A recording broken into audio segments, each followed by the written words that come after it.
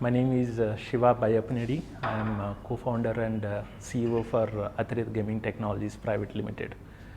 I'm basically a computer science graduate and I have got a lot of industry experience, more than almost like 25 years plus experience. I have extensively previously have worked in US, UK and Finland, and my background has been a lot of it is in domain technology side, related domains like real-time systems, embedded systems. I have worked on telecom side. Then after that, a lot on mobile operating system side, as well as a lot of experience on the video and audio side. So while of course initial years I have worked in US and Finland, but I always wanted to come back and do something in India. And that's when in year 2005 I came back to India and wanted to do something in a startup new company. And then we did I did with started one company that's called Atirath Technologies Private Limited along with Vamsi. So me and Vamsi founded that company, and later on of course we also had another co-founder who joined us, which is Raju. All of us are from the same background. But while working in Atirath Technologies, we had we did a startup related to the OTT platform. Did a lot of OTT products on the video and audio side, and then which is like if you look at it, current Sun OTT platform, Vodafone Play, and all of those were done by us. So we had a pretty good journey with that, and in year 2021 we went through some M&A activity, and then Apale was merged with Yup Video Services Private Limited. And post that, yes, now we also wanted to work in the new next venture. And I was always passionate, me and my another partner Raju, we were always passionate about Indian history, and then wanted to do something in the gaming and creativity field. Hi, I'm Ramchandra Raju. I have around 20 plus years of experience in IT industry. I started my career with IT services company developing enterprise grade solutions for MNCs. Around 2007, that's when I joined with Shiva at Atirath Technologies. Since then I was with Atirath Technologies until 2021, managing various functions like product development to operations. In 2021, when Atirath was acquired by Yup Technologies, I moved out, and me and Shiva, we started Atirath Gaming Technologies. I took up the role as CTO at Atirath Gaming Technologies. That is my journey, pretty much my experience here. Especially, a lot of people do not know it, but gaming involves a lot of technologies, and a lot of hardware and software innovation is driven from there. And we were seeing that in Indian ecosystem as it was evolving, right? There are a lot of games, as you see in the past 10 years, we have seen a lot of, initially, yes, a lot of games in the area of puzzles, and then simple word problems, games people were creating, targeting Indian players. Later on, the ecosystem started evolving, and then we can see that more and more games like in the field of casual games, as well as real money playing games, and then sports related games, and all these started coming into the market, and the ecosystem started creating more and more complex games. So we always felt that as the ecosystem evolves, right, we will also see a lot more better quality games as well as more complex games that will be coming out of Indian startup companies. And we felt the ecosystem is now right, where we can create and try doing more and bring more innovative and complex games targeting Indian geographical area, and then bringing in unique Indian subcontinent cultural elements into the games. That is why I started this new company, Atirath Gaming Technologies Private Limited. We started full-fledged operations in 2021 July, and our vision was to create a metaverse strategy based genre games targeting Indian subcontinent, where we bring in different geographical, social and interactive elements into the game. And when we created the games, we just also wanted to make sure that we means create a game with Indian cultural elements, which a lot of our every different geographies, like whether it's a southern region or a western, eastern or northern, different historical elements we built into it, and which people can enjoy. And then so when we started our journey initially, because we did some initial simple, very casual games which are there in the Play Store, and then initially we angel funded it through, not angel funded, we funded it ourselves, me and Raju. And then later on we went through the seed round funding, and we raised initial seed round funding from Kalaari venture capital firm that is based out of Bangalore. So we raised the funds in January 2022 this year, and then we put together a team of around 18 people in Feb time frame, and post that we started doing the development. At Apalia, we were primarily in the entertainment industry, and we were providing OTT solutions for the industry. And when we were looking at it, we saw the entertainment industry evolving in India primarily from movies and TV viewing to gaming. So a lot of new generations, the entertainment space for the next generation primarily, they're spending more on gaming than TV or VOD content. So that's when we thought gaming is a good area for us to focus on and start our next venture. So that's how Atirath started. But yeah, when we were looking at the gaming industry as a whole, and we were trying to understand where do we start and how do we approach the industry. And when we were studying Indian ecosystem, we saw a lot of companies developing casual, hyper casual or card-based games. But then a lot of users have been, or users are primarily interested in games like PUBGs or strategy-based games like Clash of Clans or Honor of Kings. Are the games which are very popular. But when we saw that most of these games were developed by MNC companies, none of them were coming from Indian stables. So when we looked at the industry, we found that yes, there is a challenge that Indian ecosystem is not catering to the Indian audience. So that's how the idea came up, like how, why don't we start or develop games for Indian industry, which has subcontinental elements like social and cultural elements in it.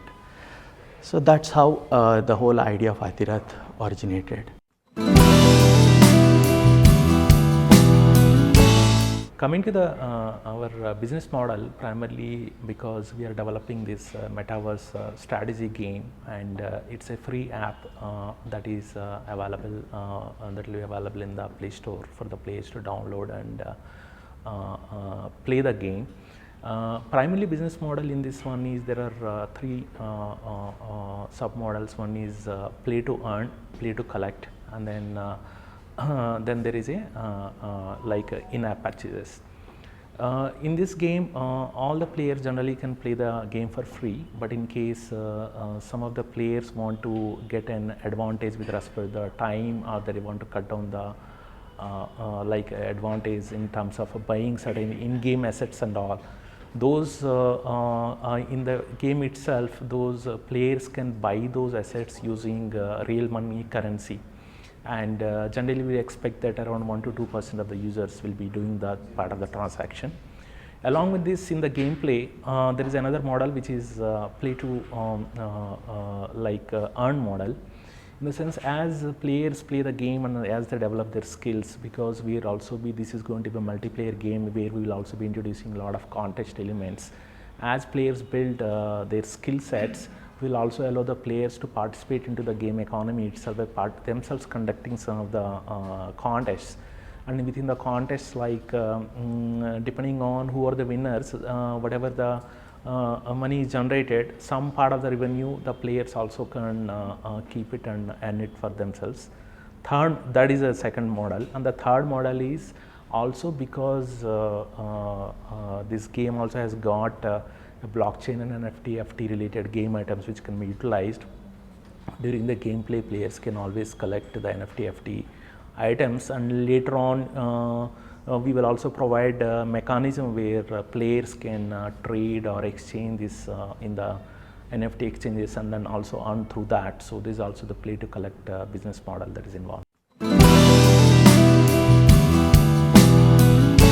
Initially, at Atirath, we started by developing some casual games and a smaller version of a strategy game. Once we had enough experience, then we started this big ticket game, Asva, which is, in a way, it creates an immersive experience for players, and it has a blockchain element to it, which gives a transparent, which gives transparency about various players and their assets in the game. So, yeah, Atirath is a strategy game that we started developing sometime in November-December time frame, and yes, and we launched this game in, of course, an alpha version has been launched in August, first week of August. It's a kind of what you say, a metaverse. I wouldn't say complete metaverse, but yeah, it is a kind of metaverse. It is primarily focused in mobile ecosystem. It has subcontinental cultural elements to it. So where a player can come in, he can choose his province or a sub-province or a map area, and then he can build on it or develop his ecosystem. And then there is an economy element to it where he can build, acquire resources, and of course then there is a gameplay in where he can strategize and defeat his enemies or conquer other provinces in a multiplayer scenario. So that's in a nutshell what Asva game is. And of course it has a blockchain element to it, which supports both FT, NFT, what you say, assets, where player, when he acquires in the game, right, he can transfer it to other players, or he can what you say, gift it to other players in the gameplay. When we developed this, when we were analyzing the strategy game and when we developed this strategy game, right, what we saw was in a multiplayer ecosystem, players are interested in more in acquiring assets in the game, and at the same time transferring assets, or they are more interested in trading these assets, and this is an evolving what you say, business model in various games. So what we thought was we will adopt blockchain technology where the user acquisition of assets or user information about assets is stored on this blockchain. The reason why we chose this technology was it makes the asset information transparent across the gaming ecosystem or game player ecosystem, so that the players can at any given point of time see various assets owned by the player, at the same time the level of the player. It creates a transparency in the whole gaming ecosystem. So that's the reason why we went ahead and we started integrating blockchain technology. And of course, the natural extension to this blockchain technology is how these assets are stored and the information about these assets is stored. So yes, the natural way was to adopt FT and NFT technology. So that creates an amount of transparency to the other players in the game. Yeah, regarding hiring and our work culture in Atirath, because Raju and me have got a lot of industry experience. We are also both a lot of hands-on experience since we started in Hyderabad, and it's a product gaming development company. Primarily we have skill sets related to the creative field, and then the second skill set is related to the engineering and the game development side, and of course then there are support functions. And since we felt that, because what we tried doing is initially we put a team of small 2 to 3 members whom we hand-holded a lot, and later on across these 5 general, we tried hiring people with freshers as well as people with 1 to 2 years experience with pretty good academic credentials, and then that's how we put together this team. and past 6 months we have been great journey. We have been working with them on every day-to-day basis, and they have scaled pretty well. And then yeah, we try to keep the work culture pretty open, and we had a phenomenal team here. And then as of now, yes, we expect to continue with this 18-20 people. But once we market this game successfully, our plan is that next year we will try increasing the team size to around, we expect to go to around 40 to 50 people. So that's our current plan. So if you talk about the gaming industry generally, the gaming industry, you can look at it three primary categories. One is, as we know, is the console games, which is like the PS4 and Xbox and all that. They're pretty popular. The second category is the PC. A lot of people play the games through PC. But the third biggest category, which is has been popular and which is growing, is mobile-based games. If you look at the mobile-based games, and in fact in India, because a lot of the internet has been usage and all has been primarily driven through mobile phones, the mobile-based category is the one where we are seeing a lot of innovation happening in the gaming. If you see, coming to the gaming, the European gaming market as well as the Chinese market and US market has evolved a lot. And now people in India also, when it comes to the mobile phone games, they have started playing a lot of games, and then this is growing. But at the same time, there is still dearth of real good games which are developed with Indian themes, and very few games are there.